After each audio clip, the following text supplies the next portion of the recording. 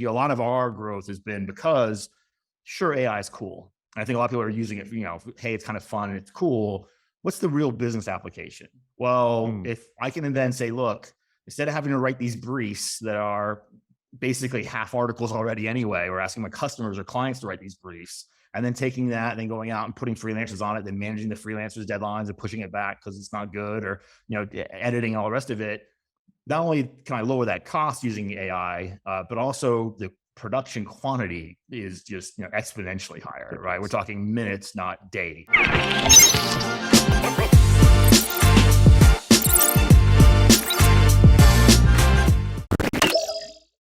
Hey everyone, this is Mark DeGrasse, the President Digital Marketer, and this is the podcast that keeps you up to date on everything you need to know when it comes to digital marketing, from the platforms you should be focused on to the kind of tactics and tools that are working today. Today, our guest is Damian Thompson of Content at Scale. He's the VP of Business Development Partnerships and an awesome guy who knew that AI was going to take over the world, apparently. So welcome, Damian.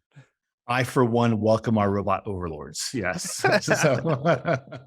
It's so funny because that's the first place everybody goes. Like, oh, Terminator's coming to kill you. And it's like, why?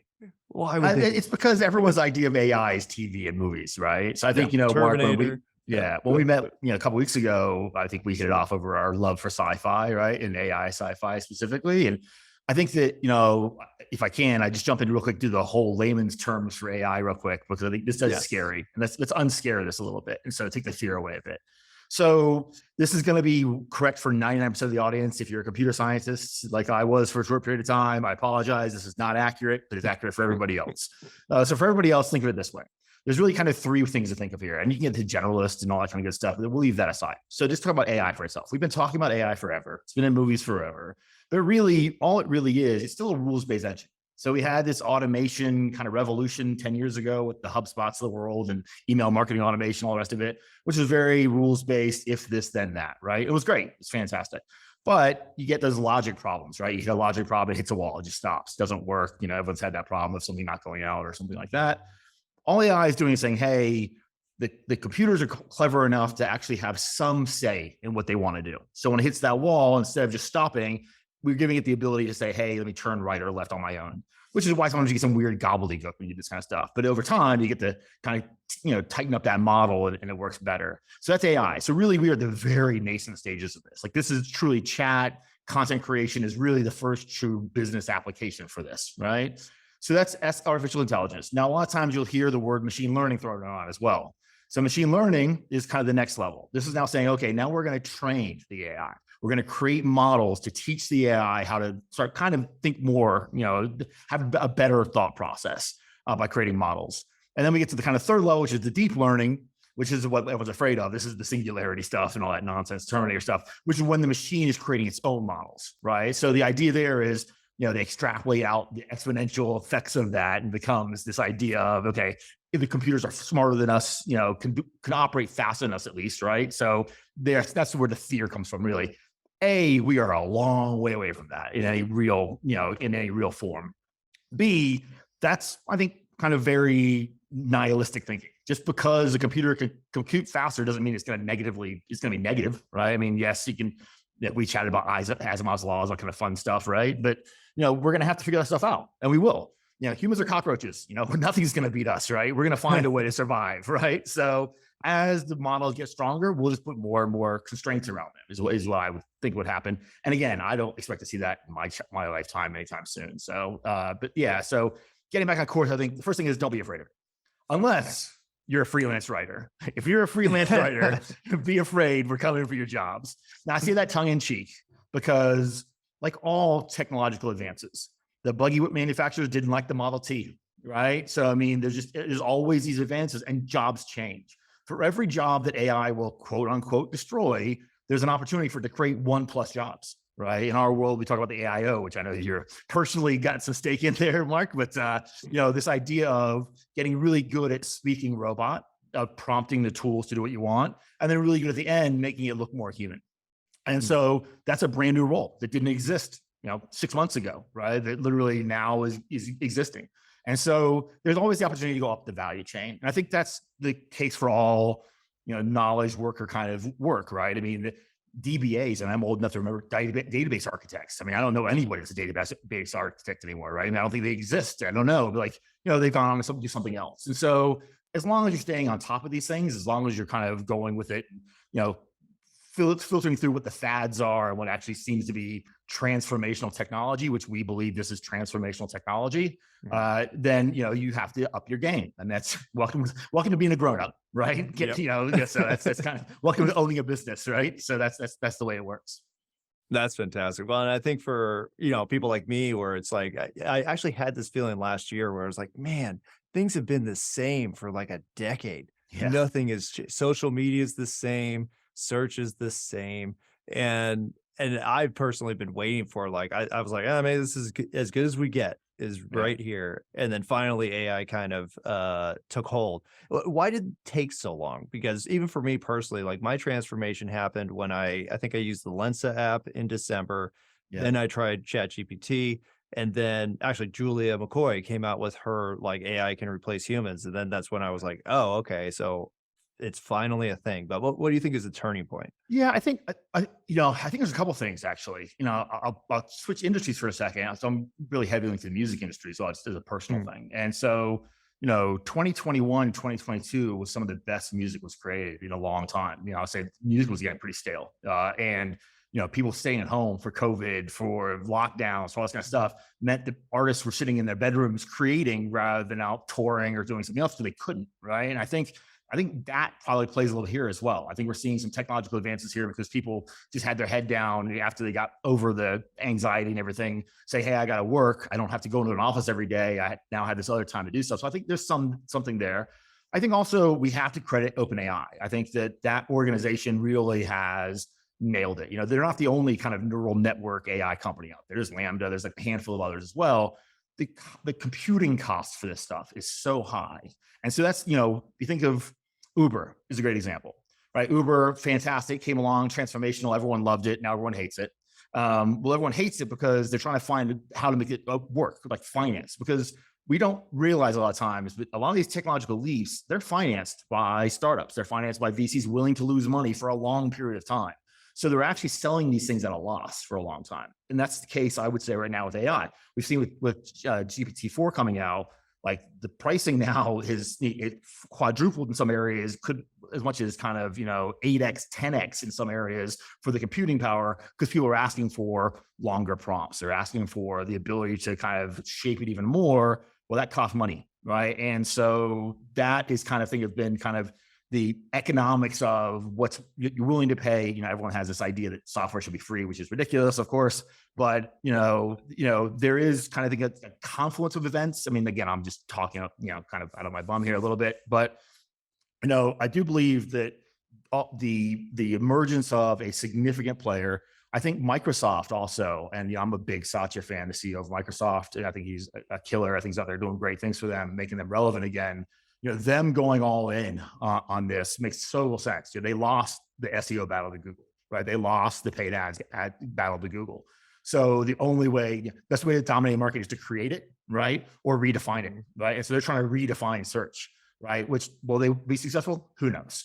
But they're significant. We're talking $10 billion, they put into this technology. That's not a small amount of money, right? And so they're putting in everything. And you're seeing that now with tools like Notion. You're seeing that now with other tools that have become kind of staples of the everyday. You're gonna see more and more AI integrated there. Is it true AI? Is it just an API call? And I don't want to get too technical here, but a lot of these AI tools that spring up every day really is not anything other than a slick cover, or maybe not even a slick cover of someone else's tool versus just an actual real application of the program. No, but I think, the understanding of what AI does, which is, it makes stuff simpler. So it must be AI. Right. Right. Well, it's funny too, we were talking about this yesterday internally.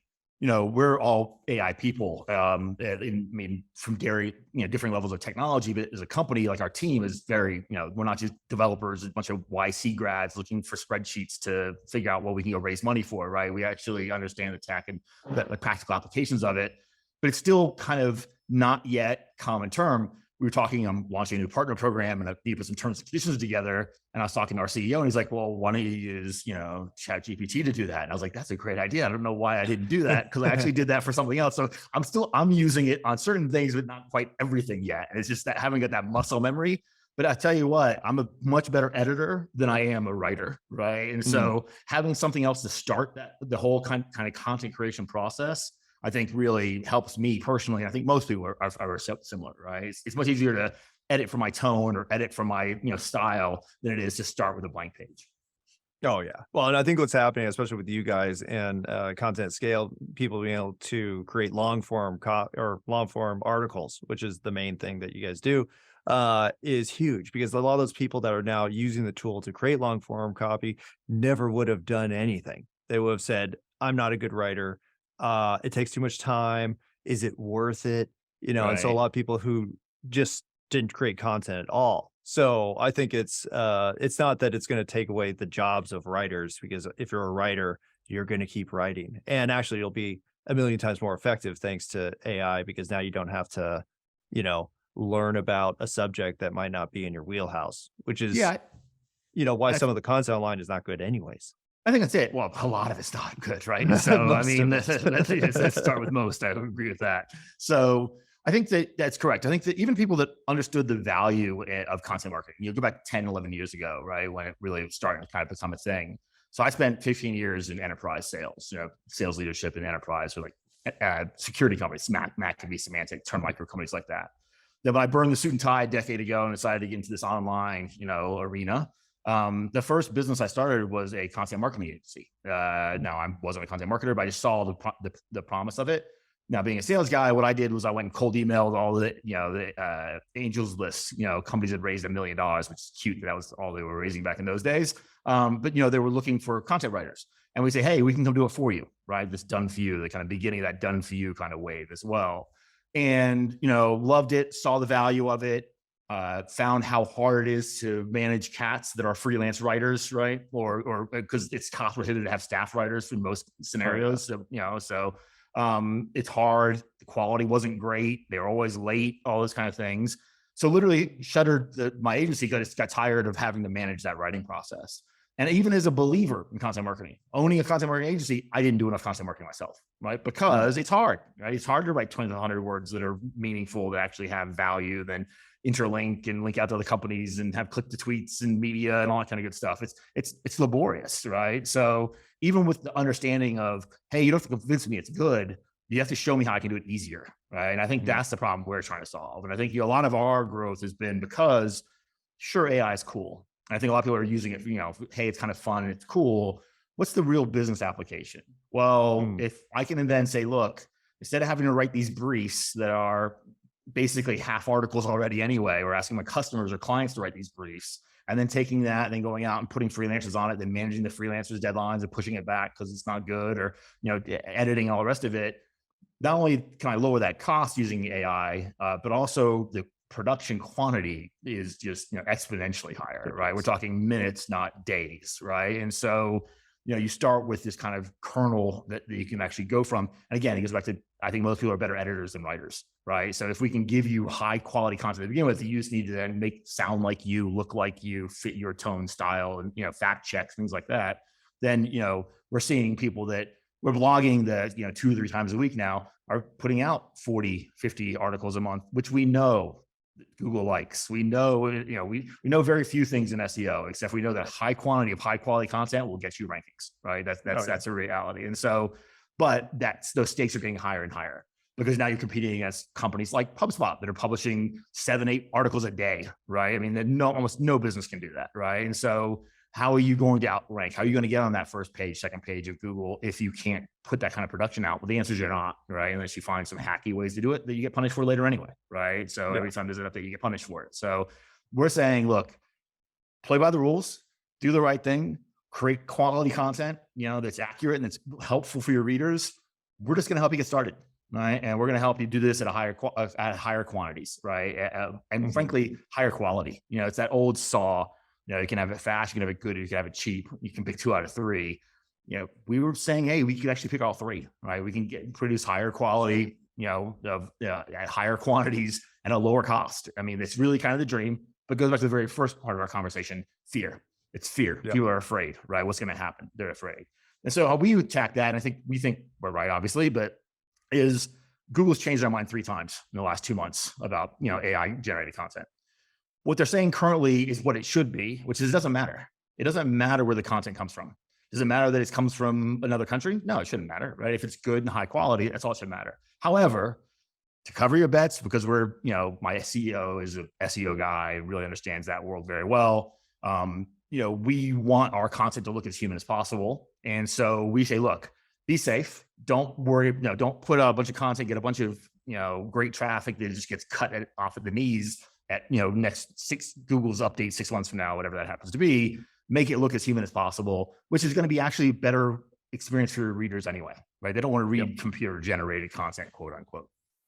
No, that's a million good points. But I think that you address the main fear that I think people have, especially SEO professionals, where it's like, well, if it's not human, it's going to get doxed, it's going to get scanned by the AI checker, and then it's going to blah, blah, blah.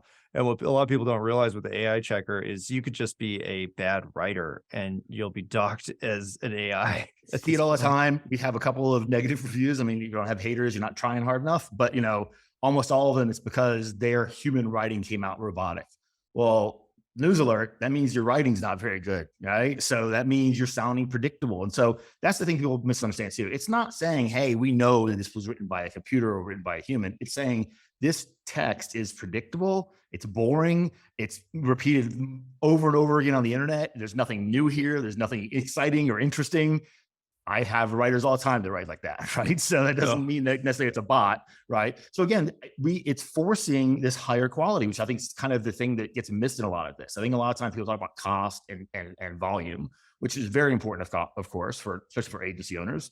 But we using our craft process, which is our editing process that we kind of preach, is that at the end result will be a higher quality article as well, or a higher quality piece of content, which I think is the important piece that gets missed a lot of times, because that's supposedly what SEO is supposed to reward, right? High quality content, make the internet usable, right? Rather than it is right now. So.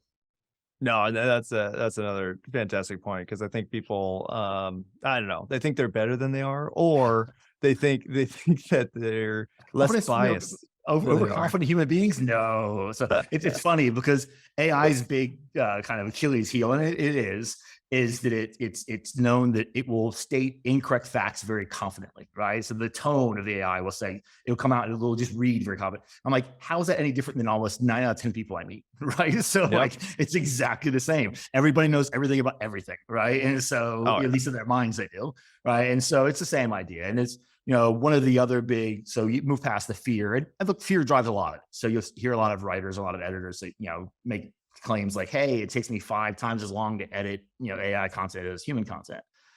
Well, that makes 0 sense. These are literally words on a page.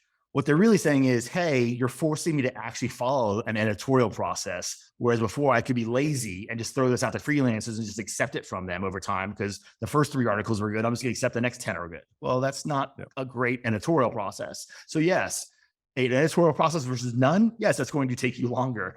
I would say if you want to create good quality content for your clients or for yourself, then you should be doing an editorial process regardless of what the output comes from, where that the actual text on the page comes from. Oh, that's a great point. Yeah, because I remember, I did a ton of content marketing as well, and people would say like, well, that article was done by somebody else, and a lot of people have the same subject, and so I don't want to cover the same subject. And I always told everybody, it's like, well, if you're not answering the question that your customers are asking, then your competitor is, and now they'll go there instead of coming to your website. So you literally have to answer all the questions, otherwise you're sending people away. Yeah, by the very nature of the number 1 ranking in Google means multiple people are asking and answering that question. That's exactly what's happening. That's why it's the number 1 in Google. If it was only one person in the world wanted to know the answer and only one person was writing it, it'd be on page 712 of Google, right? I mean, so if it was indexed at all. And so I think you're right. This is, for us, there's a reason we call ourselves content at scale, right? We're not, hey, blog replacement tool, right? That's not the idea of, hey, if you're doing a hobby blog or personal blog, like you said earlier, this is not going to replace thought leadership. This is not going to replace unique and new ideas. So if you have unique and new ideas about your market, your audience, or a problem to solve, that's awesome. You should be creating those pieces 100%. They should be your pillar pieces a lot of times, right? But how do you get people to read those pieces? You get them to read those pieces by driving traffic through SEO or paid ads, and we like SEO. And so, through content marketing about the other ancillary questions people have around the similar topic, right? So that's, where you suggest keywords and things like that, saying, hey, if they're asking this question, they probably also have these other questions to answer as well. Let's create those, right, to drive traffic so they can come say how we see the world differently than everyone else, which is the ideal, right? The ideal is that you do have a unique position in the marketplace. You do have a unique idea of how to attack a problem, but you need people to go read that. And just putting, one of the things I loved about HubSpot in the early days is I think they're talking about billboards in the desert, right? Your website's a billboard in the desert, right? So so it's like, great, you got the coolest looking billboard in the world. No one's driving by it. No one's seeing it. It doesn't matter, right? So you've got to build a highway. You've got to build the interconnecting cities around it. You've got to build all this infrastructure to get people to see that billboard. And that's what we think, SEO traffic is. That's fantastic. I love that illustration because I always told people that too, because I was doing website design and I was like, they're like, well, I'm not getting sales. I'm like, well, we didn't do that. we built something. Built you a retail space. I didn't say I was going to generate foot traffic for you, right? That's not my job. That's someone else's job, right? So exactly. But going back to just the who you're writing for, because I always said it won't be comparable to even compare humans to machines, because you can say, okay, a human has all these good ideas, but a machine could customize those ideas to whatever market you want, which I think is where things are going to end up, where it's like, okay, human makes a framework, but now maybe I have 5 customer avatars and I want to take this framework and address these 5 avatars. And as a human, I'm not going to write 5 articles that are specifically targeting these people. It's too much time. Well, yeah, you just nailed it. Because let's be honest here. Every marketer listening to this says things they don't do, right? And we can use all the cobbler shoes analogies you want and everything else. So the reality is, we all know we should have personas and we should write specific personas. How many people legitimately have multiple personas that they write articles to? I've cut in half at least, and I'm being very generous here, right? How many of them are doing that consistently? How many of them are then creating calls to action specific to that persona? How many of them are interlinking to other articles they've written themselves? Or it's just not happening. We know what we're supposed to do. We just don't do it, right? And so we're saying, hey, you actually now get to focus your energy on strategy. You now get to focus your energy on doing the things you should be doing, like writing persona-based content, like finding out who, publishing, distribution. Now, great, you've published this content. It's really great, fantastic. Who's reading it? How do you get it out to other people? How do you kind of figure out, get that foot traffic sort of thing, right? So you can actually start solving those bigger problems. Those are bigger problems than just creating content for content's sake. And that's all this is. It's just a shifting of that priority. Now you don't have to worry about writing briefs and managing freelance writers. Instead, you're learning how to speak robot. And now what you're doing is your job is to create, to craft it at the back end to make it readable for your customers, and then figure out how to get that in front of them, right? And that's the key. So now the strategists of the world now have more control. I would say, the freelance writers are, I believe it's going to go the way of the dodo. I don't think there's going to be a lot of use for it, in the next couple of years. However, right now the editors and the SEO experts are more important, right? Now, not just your keyword research, but competitive keyword research. Again, something we know we're supposed to be doing. No one does. No one has. Here's our 10 biggest competitors. We've figured out their keyword strategy using Ahrefs or whatever, right? And so we know what they're ranking for at least, right? And so great. How do we combat that? Do we want to compete head to head on these? Do we want to come, a flanking attack here? Like all of that strategy is even more important. So the professionals in the SEO and editing space, your job just became much more important, right? And you're actually now much more valuable to your organization, to yourself, to your customers, price accordingly.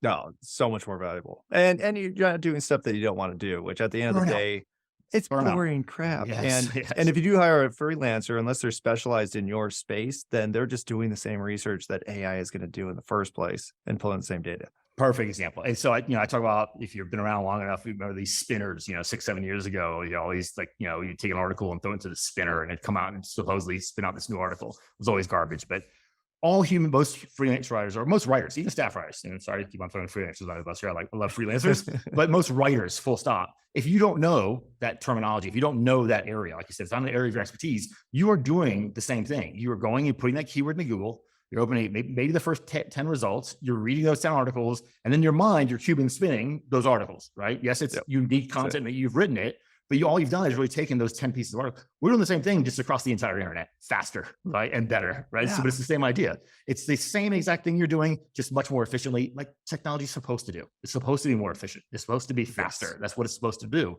It doesn't change the process that much, really. It just changes how fast you can do it and how you do it. So is there change? Yes. So what I would say is, if you are a writer and you are afraid, you can dig your heels in and think this is the hill you're willing to die on, you're going to lose. Technology does not lose. We see that over and over and over again. Technology does not lose. So you can do that. You can fight against it, go out there and tilted windmills. So that's what you want to do, right? Or, right, you can go and say, hey, I'm going to embrace my new robot overlords, as I was joking earlier, but I'm going to go learn how to actually become more valuable to my customers or to my organization. And that is actually using this as a tool. It's a tool. It's a pick, it's a shovel, it's a tool. Use it as a tool to be able to create content at scale. And that's the idea, clever wordplay, maybe not that clever, just on the nose, even better. But that's the idea, is that it's not just, hey, I think I need 10 articles on a website. I'll tell you what, you're wrong. That's not going to do you any good, right? If you're not publishing frequently, or even if you didn't rank doing anything with it, right? You're doing nothing, right? No one's reading it, no one's sharing it, all those signals that Google or Bing or someone else is looking for just aren't happening. So you need to be creating content, consistently, which has always been, like you said, it's hard. It's time consuming. There's so many other things to be focused on. So what do? You focus on the other things. And so now we're saying, hey, this is important. Acknowledge it's important. If I have to convince you content marketing is important, you're probably not going to last very long in content marketing or SEO or, driving traffic. You're going to have to pay buy ads. You're going to have to do networking or events, and there are other models. This is not the only traffic model, right? That's not to say it's the best or the only. However, we think it's the most consistently, cost effective. Paid ads gets real expensive real quick. You're now relying on someone else's platform entirely. Yes, you could say we're relying on Google for that search traffic, but Google closes up shop tomorrow. Someone replaces them, right? There's still a need for an engine to find the content people are looking for. No, that's great. Now, last question is, since you have these generative tools like Content Scale, like ChatGPT, like Jasper, and everything else, do you think there'll come a time when Google or other big companies will just stop sending people traffic because they could just generate answers for their audience versus, sending them somewhere else? Yeah, so I'm going way out on a limb here. So this is not, I'm not speaking for Content Scale, I'm speaking for myself here, right? So I'm going to say what I believe is going to happen. I believe Bing is going to win. I believe they're going to win at the new model, this new come here, ask a question, and we're going to give you a response, right? It's replacing pages of SERPs, right? That's what I believe is going to happen. But Google's not going to go out, without a fight, right? I mean, they are the 800-pound gorilla for a reason. What they have is those Google plexes of data, right? Mm-hmm. So could there be a paid search model, right? Where big corporations come and say, hey, I don't want pages results. I want the best result you can give me. You already own all the data. Give me your best result. And I'm willing to pay X dollars for that monthly, per request, per whatever. So that's what I believe it's going to be. I believe it's going to become more of a utility. I think it's going to become more of a paid utility. Search will become a paid utility in some areas. It'll become more of an AI generated utility in other areas. And insert third player, I can't even imagine who that is now, right? And that's what happens in tech, right? I can't imagine what it's going to be. And so that's just my gut feel of what I think is going to happen. Also, just the technology life cycles, Google is the incumbent now. They're not the nimble startup, right? That they were 15, 20 years ago, right? So it's really hard. These are not smart people. They are still brilliant people in that building, right? It's just that the economic incentive to change everything is just not high enough, right? I mean, how long can they squeeze out the current model they have? And they're going to try to squeeze out for the next couple of years, and they probably will be able to squeeze out for another couple of years, right? And so, it doesn't serve them well to change everything. Bing is a far distant second place. Like, they have lost the battle. It costs them nothing to stop doing it the old way and try something brand new if they think they can win, right? Like I said before, best way to dominate a market, create it or redefine it, right? So they're going to try to redefine that market to their benefit. Now, that's clever, and that makes sense for them because they have much less to risk. They lose their 12% Bing market share. Who cares, right? I mean, it doesn't matter, right? Google losing their 76% market share or whatever it is, that's a huge hit. Like they make all their money from ads and from SEO, right? So like that's a tough, and so it's not they're not smart. It's not they've lost great engineers. They're still all there. It's just there's no economic incentive for it. And I think that's what's going to happen personally. Again, I'm not speaking for economic scale here. This is just Damian talking. But I just seen it play out over and over again in technology. Whatever sector it happens to be, this is what happens. It's why incumbents get uprooted and disrupted, quote unquote, by startups, because the old model gets old and stale, and and there's new tech driving it, whether that's in consumer or business to business. Oh, well, that's a great way to explain it, because I think people don't really understand why things have been the way they have. And of course, they haven't changed for 10 years because Google was making plenty of money. It didn't have to. Who cares? Right. Why change when you don't would you have stop? To? Right. Oh, but they've changed. Now you go there, the whole page is ads all the way down, right? I remember the good old days when there was one ad on top and it was or just a sidebar of ads in the good old days, right? Like all the results were natural. But you've got teams of accountants and teams of engineers that are going to manage and make as much money as possible, right? And we were talking GPT internally the other day, and I was in enterprise software for a long time. I was like, people don't understand, but enterprise software always goes up. It's one of the few areas in technology where the price increases over time. And it increases because it's not consumer. Consumer is a race to zero, but that's because they find other ways to finance themselves, selling user data, selling ads, selling all those other things that consumers will put up with that businesses won't, right? So with businesses, it's licensing direct technology. So that cost gets gets higher as the cost gets higher for the company. But it's just kind of accepted. So if you sell B2B enterprise, you know this, the prices always go up, right? But everywhere else, it's always a race to zero. And so I think that's another thing people are seeing as well. And that's why, for us, our future, near future, weeks, not months, on the horizon, as our CEO loves to say, is really all of the things you've learned in the last decade for content marketing that you're not doing. Personas, right? Actual high quantity of content creation. My other one is I'm a big fan of, you really need to repurpose content, right? We all know this. We all know you should create something, and you create a podcast, turn that into a blog article, turn that into a social post, turn that into everything else. Again, something a lot of people don't actually do though, or they do it poorly. So for us, what we're going to say is, the next generation for us will be, okay, what's your medium of choice? You like podcasts? Fantastic. You like YouTube? Awesome. You like writing long form? Fantastic. Input that into our platform, and we will then create the other media types for you. We'll go from a YouTube video and turn that, and not just transcription, actually turning it into a new fresh take with new keywords that are related to the original keywords we've dragged out of whatever that medium you've given to us to begin with. And I say, like, literally, we'll be doing that with the next version, which comes out in early April. Roadmap. So we'll say that, but we're testing it now, so it's real. There's code written.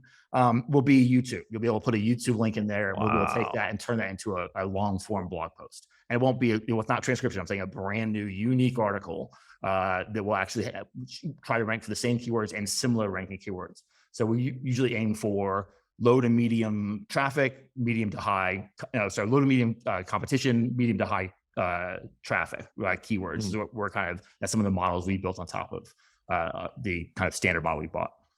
Wow. I was like, man, I wish that was like today. Yeah, we do too. We do too.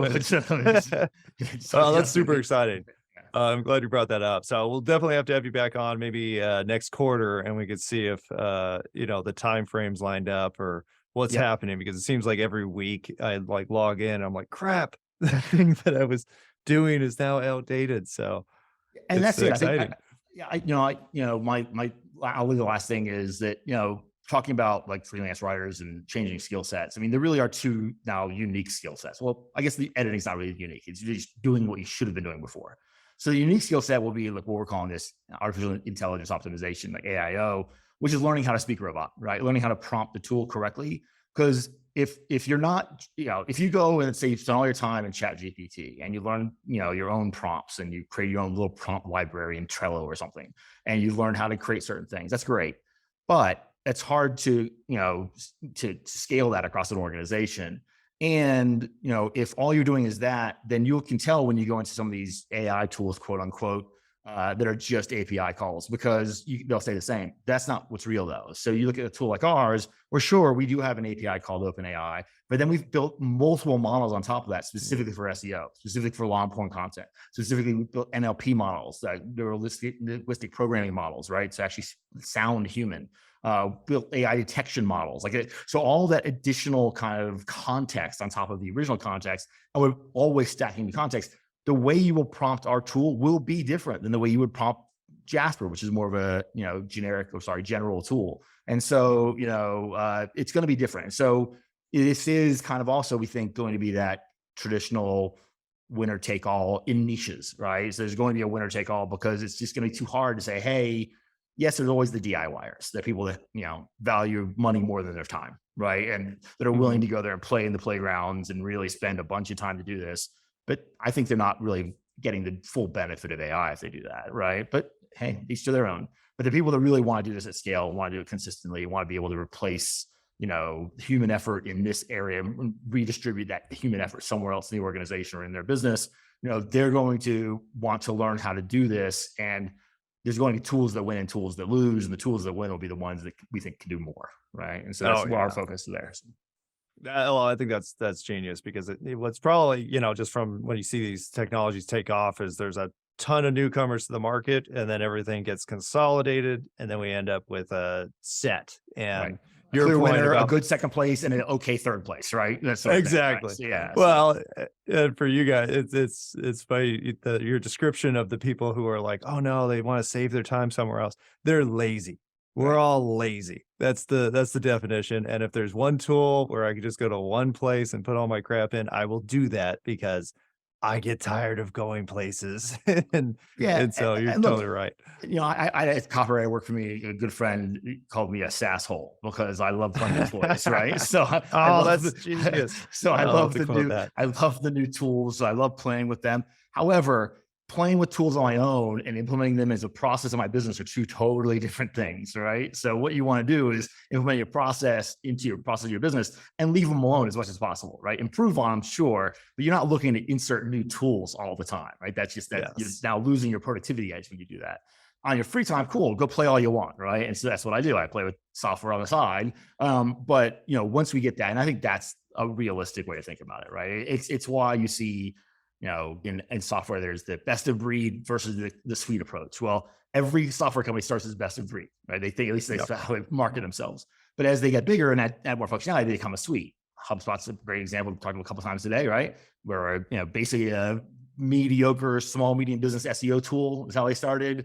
Then kind of got into content marketing automation. Then added a free CRM, which is a brilliant move. Then got a CRM. Now they're doing kind of ops. They're doing everything else. Now they're an enterprise company. Now they're a suite of tools, right? And and hey, come into our ecosystem, and then you speak all things HubSpot. Now it doesn't matter that some of the tools don't actually really talk to each other, and especially with big companies where they come from acquisition and stuff, there's some messiness, right? But the vision, the sales pitch at least, is under one roof, right? And I think that people have shown that's what they want. That people don't want to learn, 20 different tools. They want to go one place and get as much done as possible at 80%, right? 80% under one roof is better than 90% across 7 different things.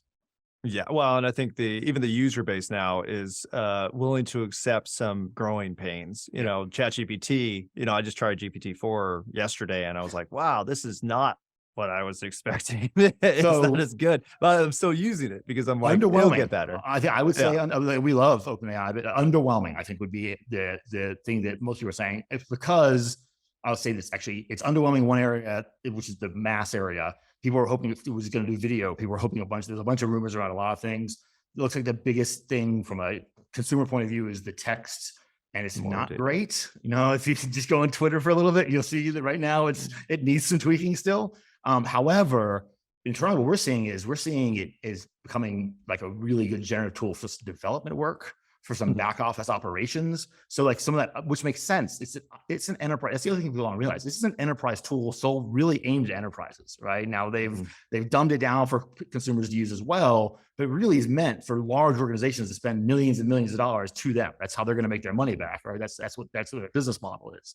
And so what does a large organization want? Well, I want operational stuff. I want to go show me where I'm spending too much money, right? Go show me how many extra licenses I have for the software that I'm not using. Go show me, the difference in my lighting bill between 7 different offices. And so all that operational code base and that kind of that logic GPT-4 has some really cool stuff there, but the average listener to the podcast doesn't care about that stuff, right? The average listener to the average market, the average small, medium business, that's not going to move the needle for them, right? And so really, we haven't seen from a content creation point of view, the leap from 3.5 to 4 is not huge in at least in the initial release of what we've seen. And look, it's days old really. So, we'll see. Right. And they move fast. So the whole industry moves fast, but right now, I would say that if you were hoping 4 was going to solve all your problems, probably not. Right. And so, and still we go back and say, cool, it's a great tool. Like I said, using ourselves internally for some operational stuff. But we still think, nothing's going to come close to creating SEO-focused long-form content that we can. So, no, that's fantastic. Well, I think solutions like yours are kind of the refined approach to a specific need, which long-form copy, which is in the niches, right? That's it. It is. So, and that's it. So, and I think that's been the key for our growth as well, has been that we're not trying to be all things to all people. We're saying, look, if you understand SEO, if you understand long-form content, you understand the pains and costs involved in that, we can make it cheaper and better and faster, right? If you're trying to also do chat and you're trying to also create brand new products yourself and have the computer do it, that's not what we do. There are better tools out there to do that, right? There are tools that do that specifically. That's what we said, and I think that's it. I think that people are getting more comfortable with niches as well, right? They're getting more comfortable with, okay, I use this tool specifically for this. I have a project management tool. I've got a CRM. I've got a partner management tool. I've got multiple tools, which I have to because each one does a specific thing better, right? Than the generic approach. And it's important enough. If it's not that important, who cares? Right. I mean, I can deal with QuickBooks, right? If I got less than 100 employees and it's good enough, right? I don't need, some crazy accounting software, right? But if I'm, are you kidding? I would take AI accounting software all day long. I'm sure you would. But a 1,000 person organization, now I need an ERP system. Now I'm looking at SAP. Now I'm looking at these kind of things, right? Because the nuance really matters at that level, right? But for the majority of users, it doesn't. So. Well, fantastic answers, excellent illustrations. I think you guys are definitely on track to be one of the most useful AIs that I've used so far. So congratulations. Where can people find more about you and Content Scale? Yeah, so contentatscale.ai, is the home there. Where April's a big month for us. New UI, new community, a new partner program we're launching. As well as the new tool. Right now, we have best-in-class AI detection tools. So whether you use us or not, you can go to the website on the top of the menu, go to the AI detector, copy and paste there. We beat paid AI detectors, consistently. Launched a product hunt last week. We were product of the day last week in product hunt. Made a whole bunch of product hunt mistakes. Still, we're product of the day, and so which is great. But there's a lot of value there. Not just will it detect content and show, give you some scores there. It'll actually show you the areas that we're reading that look robotic, look, repeatable. So you actually know where to edit as well. So this again goes back to actually raising the tide, right? So you're going to create better content because not only can we show you for free, no login, no email sign up, nothing. Literally, go to the website, it's there. You can see not just what your score is or where, how you look like from a robotic or predictable point of view, but also show you the areas you should focus on in that specific piece of content. So go there and I tell people delete the reds, edit the yellows and oranges, right? And that'll make sense when you go there because they'll be highlighted in those colors to show you the areas you need to focus on. That's awesome. Well, thank you so much, Damian. Really appreciate your time. Definitely need to schedule you for a few months from now. We'll see what happened because a month away feels like could be a million years in terms of development terms. And I'm very excited about those updates. So I will be on your website often. Fantastic. Thanks, Mark. All right. Thanks so much for listening. Be sure to hit that follow button so you get notified when all of our new episodes release. Please share this with that friend who's clueless about digital marketing. And don't forget to visit digitalmarketer.com where you can access all of our courses, certifications, and training programs. Thanks again, everyone, and we'll see you next time.